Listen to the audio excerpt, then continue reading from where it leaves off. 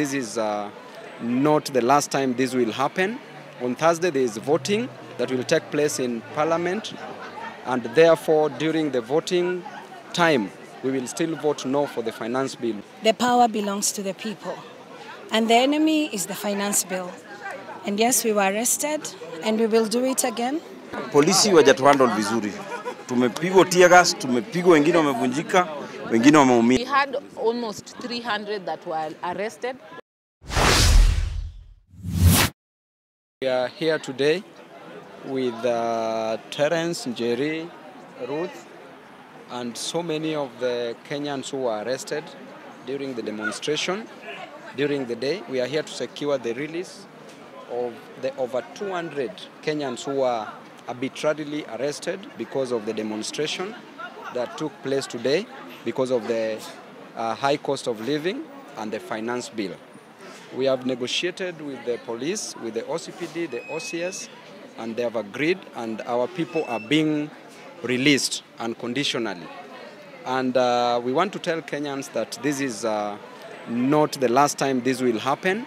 On Thursday there is voting that will take place in Parliament, and therefore during the voting time we will still vote no for the finance bill. We want Kenyans to still come out and fight the high cost of living and fight the draconian finance bill. And here I want to give an opportunity for some of our friends who were arrested during the day, who are coming from Embakasi East constituency, Jerry and Ruth. These are our warriors, these are our heroes. We are here also with Terence, who will also say a word. I want to tell Kenyans not to tire. Let us all wake up. This is the time that we must utilize well to change the fate of this nation. We know how much people are struggling. We know how much the Mama Mboga is struggling to sell hamburger. We know how much a boda boda rider is struggling just to get 50 shillings to 100 shillings to take food at home. We know how much a person goes to look for a job from a mjengo, but is not getting successful on a daily basis. Yet the government keeps on increasing taxes for Kenyans, keeps on oppressing Kenyans. And I want to advise Kenyans that this is a time that even the Constitution says that the sovereignty belongs to the people, and the sovereignty is you as the people. You have the power. As I said earlier, Ruto is just but a custodian to this seat. Is holding a fiduciary duty in trust for the people. We will wait until the last person will be released. We've started with ladies and wamama wetu, and then we are going to the gentlemen, the men who are here. Then on Thursday, make sure you carry your shoes, ubebe maji, handkerchief, na niko na dawa ya tear gas pia nita supply. Asante sana, wacha nikaribishe Njeri kwanza aongee, atuambie. We are here also with Anifa. Hapa iko very flavored. Na tear gas iko serious. Kuna Salasia pia atasema jambo. So nianze na hawa warembo wetu ambao ni our heroes for the day. My name is Njeri Megwe, and I'm here to say the power belongs to the people, and the enemy is the finance bill. And yes, we were arrested, and we will do it again, because until the punitive bill that has been forced on the throats of Kenyans and on our neck is cleared word for word, we are going to do this again. Again, reject the finance bill. And for our MPs, we're expecting you to vote no to the finance bill. Are you voting no? Of course. Are you voting no, Salasia? Yes, I'm a no. no.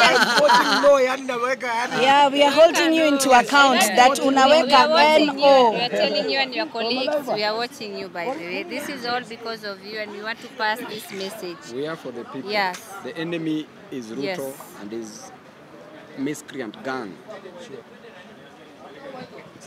Anifa? I'll just echo what she said, and the enemy is the finance bill again, and we are not going to leave here until everyone is released. Yes. And we will not tolerate such bullying from the government or from the police, but we are going to make sure everyone is safe. And thank you guys for everything. You guys are who you think you are. Thank you so much. And like how Awilu promised, they're going to vote no, and that is what else, that's what matters. The finance bill, we're going to reject it up until the end. Thank you so much.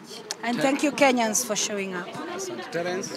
Yes. Asanteni sana. First of all, is to thank all Kenyans ambao wamejitokeza leo kwa maandamano. Jambo ningependa kusema ni kwamba polisi hawajatuhandle vizuri.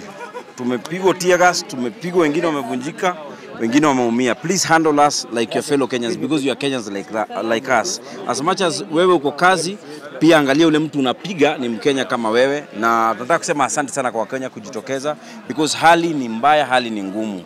So siwezi kaa pale ni nyamazi, and I'm not here as a content creator, I'm here as a Kenyan because this thing is affecting all Kenyans, not a particular sector of people. So Wakenya wote tukiitwa tafadhali tutokeni sababu hii ni maisha yetu ya sasa na ya baadaye. Yes. Madam President. So I'm standing here on behalf of the members of the Law Society of Kenya and my council members who have also held fort. We have held vigil here and we've been able to negotiate with the OCS to get most of the members out on free bond. And we're happy to see that the numbers are streaming out, and we also got positive feedback also from Kamkunji. The members are also, they have been able to be released. And so we ask that irrespective of the challenges that we've had today, we hope that most members will be released by tonight, that they will not spend at these police cells because we believe they are being held unlawfully. They were exercising their democratic right to peacefully protest until they were arrested. With regards to our members who may have been injured, members who have suffered violence by virtue of action by the police officers, we are sharing on our Twitter handles the toll-free line that members can go and report, and also come at the Law Society of Kenya and report those issues. LSK will be coming out in large numbers. Our members will be offering their services at pro bono to ensure that those who have suffered any injury, we can bring those particular police officers to book. And we will hold those who are in command for command responsibility. Sure. You owe a duty to the Kenyans, you have a duty to the Constitution and the NPS, National Police Service Act, that you act within the ambits, and use of excessive force is not allowed in this country. Sure. And we are saying that impunity shall not be allowed. And so we are happy that most have been released and some are still being released. And we ask that even at Kamkunji, that Boniface Mwangi should be released. He's a member he's a Kenyan who was exercising his democratic rights. Sure. Let's ensure that we uphold the rule of law at all times in this country. Thank you. We had almost 300 that were arrested.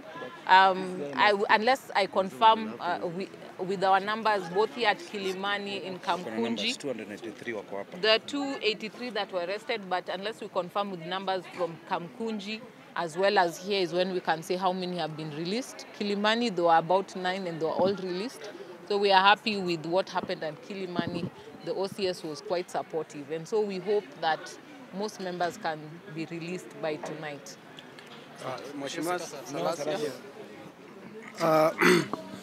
First and foremost, I'll begin by just congratulating the Law Society of Kenya.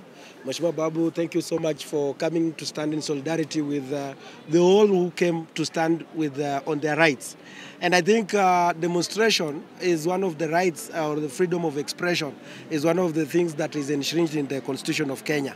And I think it's a high time that also the police should understand that if these people were not maybe with any intention to harm anyone, it was their right to demonstrate whatever they're thinking. And from where we sit as members of parliament, we are going to ask the Kenya Kwanza MPs. I know they have been hoodwinked to accept with the few changes on eco levy and the bread, just to show, to blackmail them. But the thing, what the Kenyans want, they don't want that thing called the finance bill. We already know that we have the Finance Act right now that is really stressing Kenyans. And by bringing in another finance bill to come and generate another 300 billion. I think this is injustice to Kenyans. And when you look at the budget, the way it has been splitted, it is not even, and when the president said that people should live within the means. So I think it is high time that as members of parliament, we have to reject that finance bill in totality and start even revising that the Finance Act of 2023-2024 that is right now stressing. Even when they say that they want to remove the eco levy on locally made whatever items, you find like even it's going to make it very expensive for our young ladies who using the human hair or whatever to make them, and even the iPads. So